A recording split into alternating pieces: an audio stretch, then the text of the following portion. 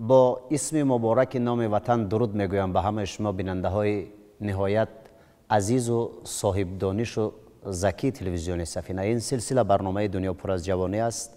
مهمان کاشانه های شما و طول چند دقیقه در برنامه با شما هستم. من سید انور بابا جان.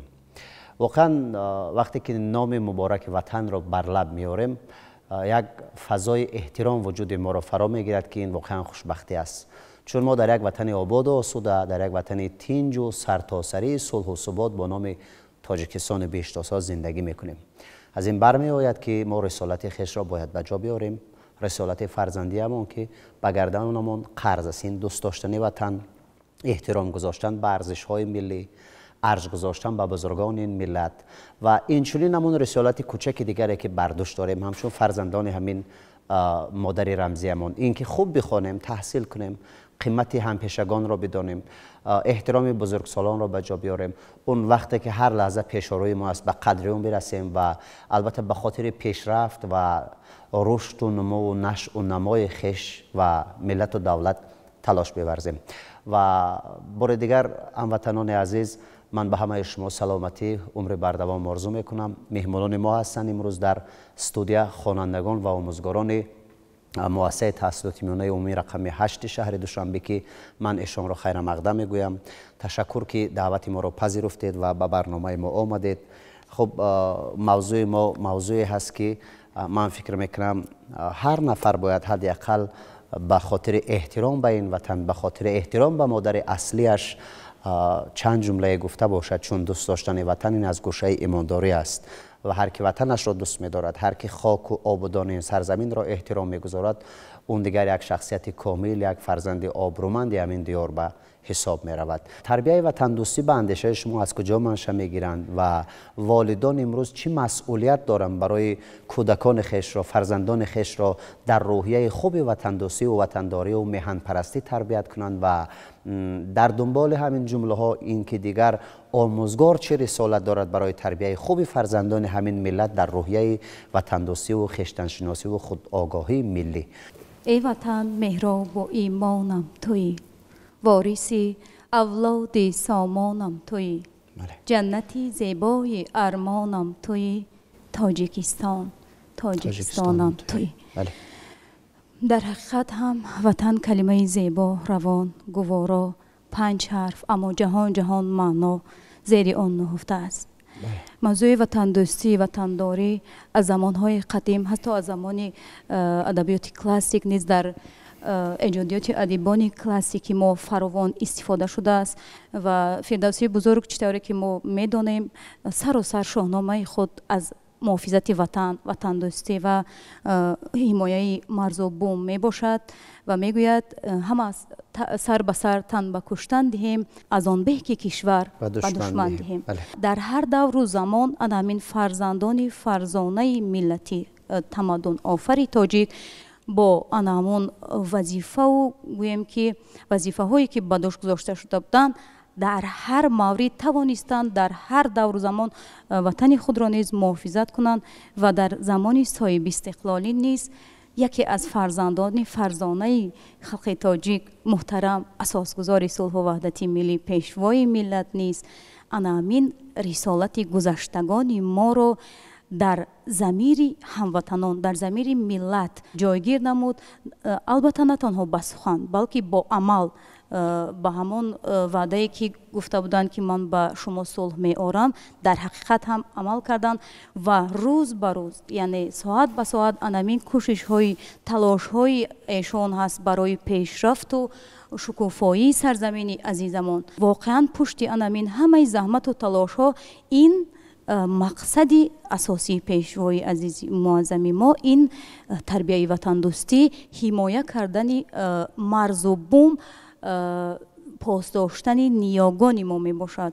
مادر و پدر امروز چه رسالت دارد به اندیشه شما؟ یعنی ایشان باید فرزندان خویش را در کدام روحیه تربیت کنند؟ ما مفهوم وطن را نه تنها به زبان بلکه در عمل باید حس کنیم، درک کنیم. اگر هر یک پدر و مادر مثلا خود برای دوست داشتن وطن، یعنی دوست داشتن وطن در واقع در اساس یعنی عملا گویم ҳар як вазифае ки ба дӯши мо ҳаст мо бояд ҳамон вазифаро содиқона иҷро кунем. مثلا خود شما فرزندانتون را چگونه میخواهید در روحیه وطن دوستی تربیت کنید؟ مثلا با کدام عمل و کردارهایتان؟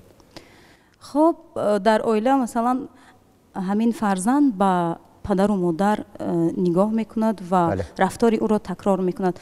من کوشش میکنم که اول باید خودم با دوست داشتن وطن هم در گویم که در محیط عائله و هم در جامعه یعنی دوست داشتن وطن را اثبات کنم تا اینکه فرزندان من از من عبرت گیرند، نمونه عبرت باشند.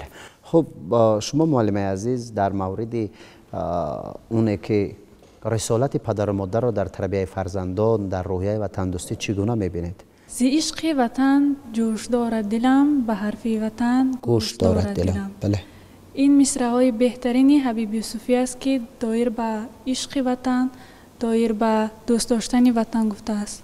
بله. پدر و مادر من مرا به همین روحیه وطن دوستی، دوست داشتن وطن از خردیم تربیت کردند. بله. آن کس به من میفهماندند که خونم، علم آموزم در یک گوشه، یعنی در یک گوشه همین جامعه هم باشد سهم خود را گذارم تا اینکه بر وطن خود کمی هم باشد سهم گذارم و پیشرفت کنم. اگر همین کودک از خردی هم پدر و مادر، هم معلم و وطن دوستی، در روحیه وطن شناسی، در آباد و زیبا نگاه داشتن وطن کودک را تربیت کند، کودک یک چیزی است که وی خود از خردی محتاج تربیت است، محتاج و مثل یک خیمچه تر از هر کجا که رفت تاب میخورد و تاب دیم و میتواند که در همان ساحه رود. من که خودم پداگوگ هستم همین چیز را پای میبرم. اگر که از خردی پدر و مادر تربیت کند، کودک نیست تا کلان شدن و روحیه همین وطن دوستی و وطن داری نه تنها در فهماندن، این چنین خواندن اثرهای بدیعی، این چنین فهماندن، خواندن کتابچه ها هم در زندگی، هم از جهت علمی، هم از جهت جامعوی معنوی کودک را تربیت کنند. اگر وی با روحیه وطن دوستی تربیت می‌یابد. بله، واقعا آغوش گرم این وطن فرزندانی که از گریبان این وطن گیرن تربیت نمی کند. این آغوش آغوش مهربانی است، این آغوش آغوش گرم است، این آغوش آغوش هست که میخواهد فرزندان تربیت کردهش افتخارآورش باشند. چخلی که استاد بزرگ لایق شیرالی میگویند وطن سر می شود از گاهواره ز شیر پاک و از پیستان مادر، وطن سر می شود از آن تواره که آن را ساخته است دستان مادر. واقعا هم وطن این سرزمین است که ما در آن به دنیا آمدیم و در آن زندگی میکنیم، عمر به سر میبریم، از هوایش نفس میگیریم و ما باید که به همه آن آزادی که ما در وطن داریم، به همه آن مقدساتی که برای ما وطن داده است به آن ارج گذاشته باشیم و وطن خود را دوست داریم و فرزندان خود را نیز در روحیه وطن دوستی و وطن پروری تربیت نماییم و فرزندان را ما چگونه که میگویند عائله یک چیکه خوردی دولت است و ما میتوانیم که هر یک پدر و مادر میتواند فرزند خود را با همون تربیه درستی که در عائله میگیرد در آینده آن نسل خوبی برای دولت و برای ملت شده باشد و میتواند که در هر گوشه و کنار دولت که خدمت میکند این هم خدمتی اول همان مادر است که فرزند را تربیت کرده است و چنین یک فرزندی با ننگ و ناموس را هدیه میکند به وطن، به ملت. در دل کوچک من مهری بزرگی وطن است، وصف کشور به صد آهنگ سراینده منم. واقعا هم این وطن را باید وصف نمود، زیرا میهن عزیز ما شایسته همه گونه تعریف و ستایش است و این وطن را باید صافدلانه و بی‌غرضانه دوست داشت، نوابسته به شیب و فراسا، غم و شادی یا تضادهایی که دچار دنبالگیر زندگانی‌اند، باید که محبت ما به وطن کشته نگردد. شاعر استاد محمد غایب راحت ملکی بیگانه را عذاب و عذاب وطن را راحت نامیده است. راحت بود آن جای عذابت وطن است. آن جای که یابی سرحسابت وطن است. آسوده نخوابی تو به ملکی دیگر، آسوده برد به کوچه خوابت وطن است. و واقعا هم درست گفتید که وطن مادر رمزی ماست و چنانه که استاد لایق هم گفتند چشمه هایت چشمه شیر و سرود، قله هایت صدر پیغام و درود، خاک پاکت ساحتی بود و نبود، تاجیکستان کشوری من، مادری من، مادری جان پروری من. سلامت باشین. تشکر. خب وابسته به موضوع تربیت وطن دوستی، احترام گذاشتن به این سرزمین، در مؤسسه‌ای که شما تعلیم میگیرین آموزگاران درس‌های تربیوی میگذارند؟ بله البته درس‌های تربیوی در این موضوع‌ها گزارنده می‌شوند. وظیفه اصلی ما در عین حال خواندن است و هرچی بیشتر فن‌های تعلیمی را بیاموزیم و در عین حال کتاب‌های بدیعی را نیز بخونیم تا مهر وطن دوستی و محبت به زبان مادری ما در دلمان از همین آوان بیدار گردد. واقعا هم رهبریت عالی برای به تعلیم و تربیت فرا گردانیدن نوجوانان و جوانان زحمت‌ها و تلاش‌های زیاد می‌کشند و همین آزمون‌های جمهوری‌ای که همه ساله برگزار گردانیده می‌شوند دلیل همین گفته‌هایند. و نگفته نماند که یکی از چنین آزمون‌ها آزمونی فروغ صبح دانایی کتاب است باشد که با اعلان گردیدن این آزمون پوشیدن است که صفحه کتابخوان‌ها نسبت به سال‌های گذشته خیلی افزون گشته است و فکر میکنم که تمام امکانیت‌ها برای پیشرفت و کمال یافتن نوجوانان و جوانان وجود دارد و مهم در این حال آن است که ما به بهانه‌جویی و غافلی راه ندهیم، زیرا در همین دوره هر یک نفر میتواند که وابسته به سمت خویش خود را رشد دهد. تمام امکانیت‌ها فراهمان.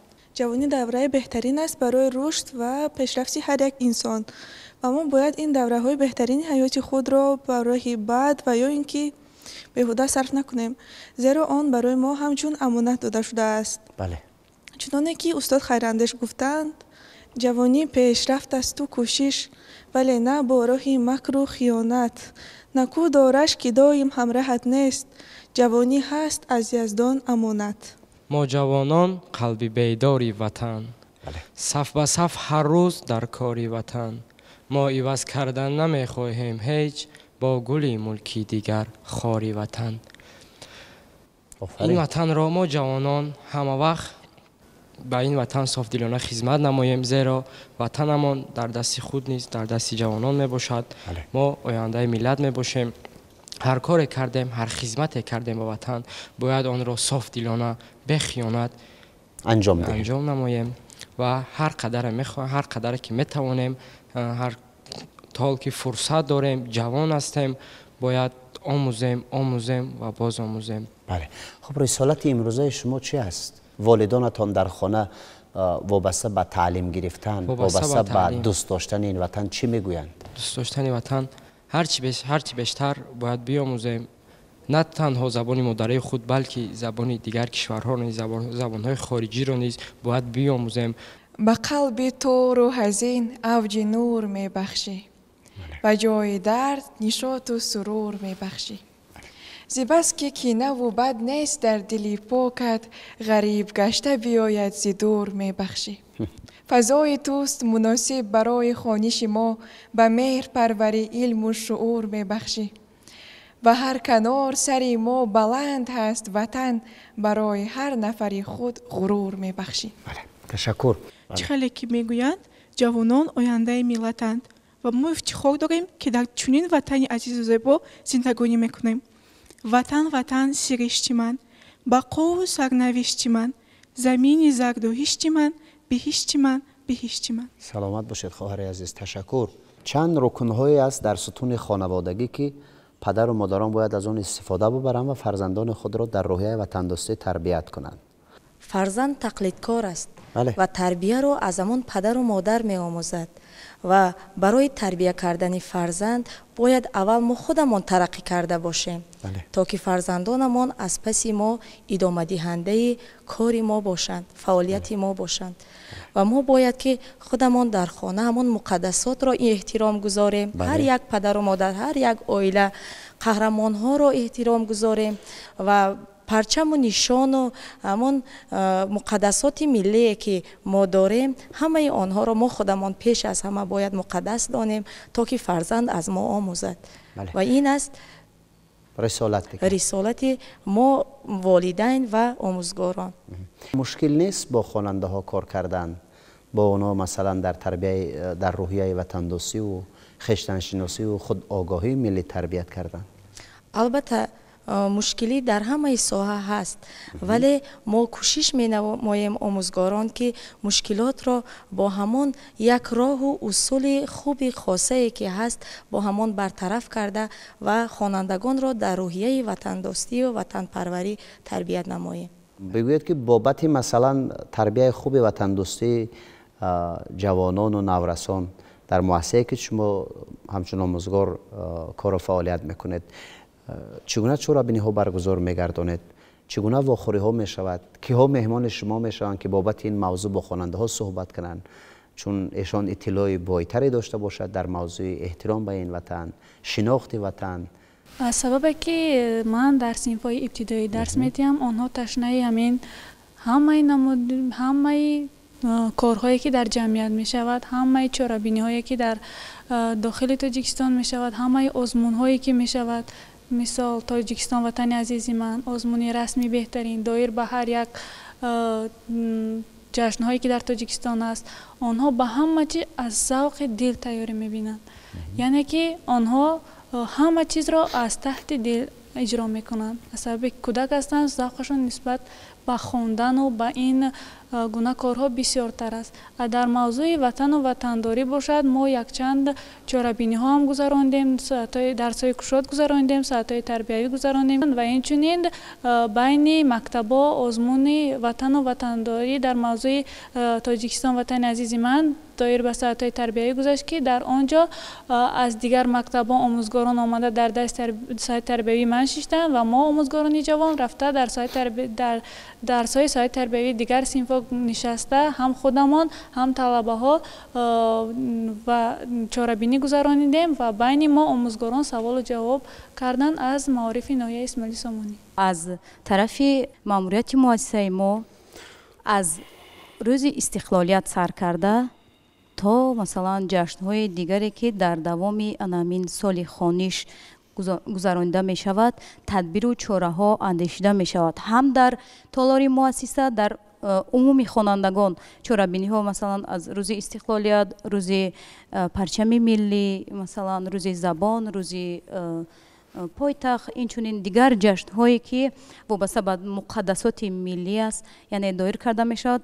باز به ضمن این از طرف ماموریت مؤسسه، یعنی ساعت های تربیوی در هر یک صنف گذرانده می شود که از رفت آن مثلا نوارها گرفته می شود و به شبکه های اجتماعی، یعنی به شبکه فیسبوک ارسال کرده می شود. چخیلی که ما می دانیم بیشتر انامین خوانندگان از آنی که از آیله نیز موضوع وطن دوستی سرچشمه می گیرد، باز وظیفه ما آموزگاران است که کوشش کنیم که در مؤسسه همین موضوع رو بهتر و بیشتر فهمونیم تا خوانندگان از دو طرف با انامین دوست داشتن وطن، احترام نمودن به مقدسات ملی و سهم خود را گذاشتن در یک گوشه وطن بیشتر و بهتر فهمند و معلومات تربیت یابند. خب وطن دوستی حقیقی به نظر شما کی است؟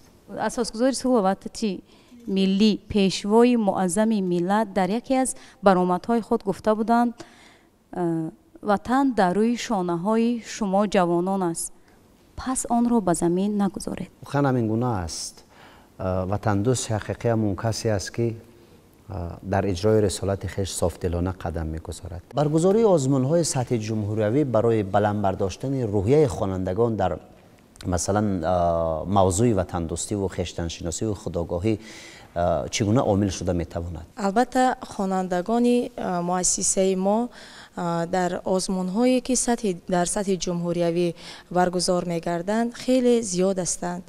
از جمله شکرانه در آزمون فروغ صبحی دانایی کتاب است و صادق و شعبانو نیز در آزمون فروغ صبحی دانایی کتاب است که در جمهوری سزاوار جای اول گردیدند و این چنین شکرانه نیز سزاوار جای اول گردیده است و باز شاگردان زیادی داریم که در آزمون‌های علم فروغ معرفت سزاوار جایها گردیدند.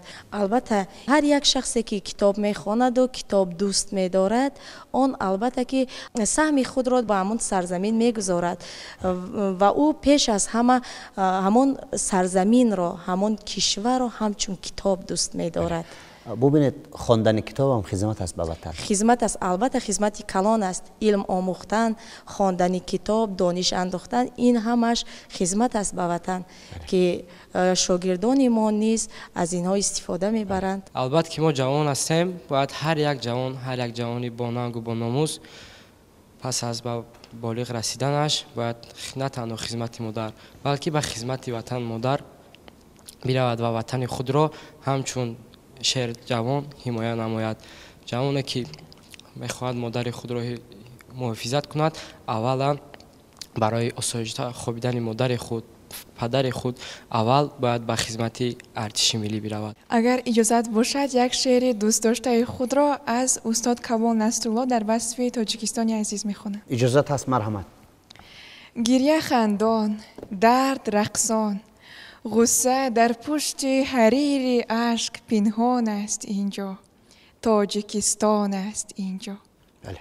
یک دعای موسفید رهکشای توست، یک نگاه خیرخواه در ورای توست، جویکی آب زلال در سراغ آفرینش، سوی آبادی شتابان است اینجا، تاجیکستان است اینجا.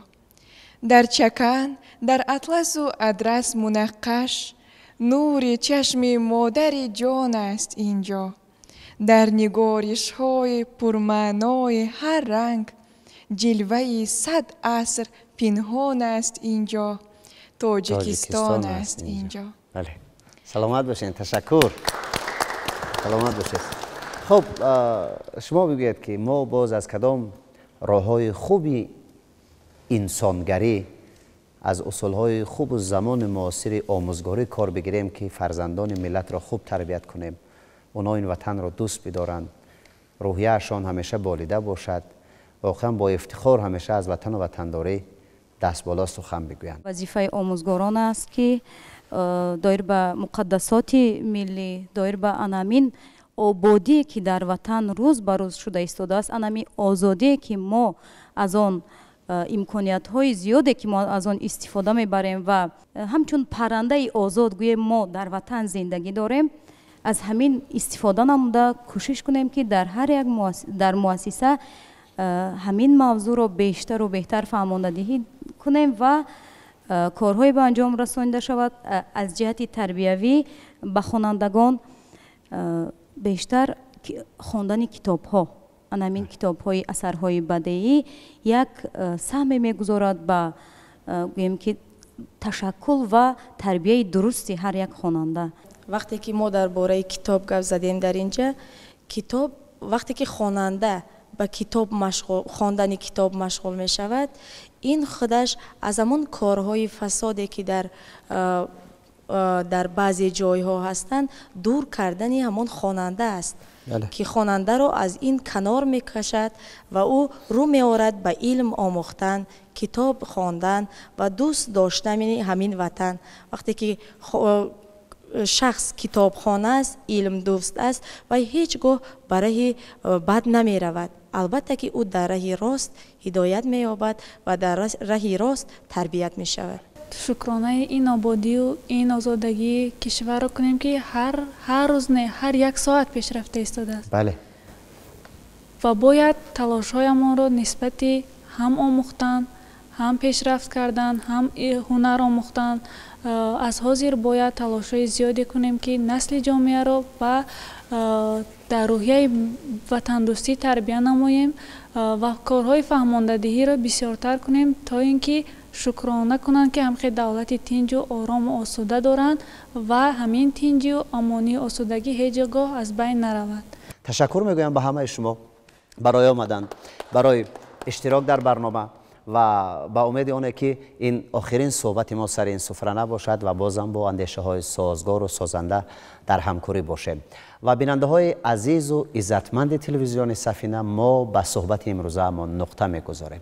таманно мекунем ки хонадони шумо пур аз гандум бошад, зиндагиятон осоишта бошад, ғам ҳаргиз ба даргоҳатон роҳ наёбад, ҳамеша шодмону ҳамеша масруру ҳамеша лабонатон пур аз ханда бошад ва ифтихор бояд кунем ки дар чунин ватани ободу осоишта бо номи Тоҷикистони биштосо зиндагӣ мекунем. ба умеди оне ки сулҳу субот, амну амният дар ватани аҷдодиямон абадӣ бошад. ба умеди оне ки парчами ин диёри воқеан зебо ҳамеша дар сатҳи байналмилал парафшон бошад.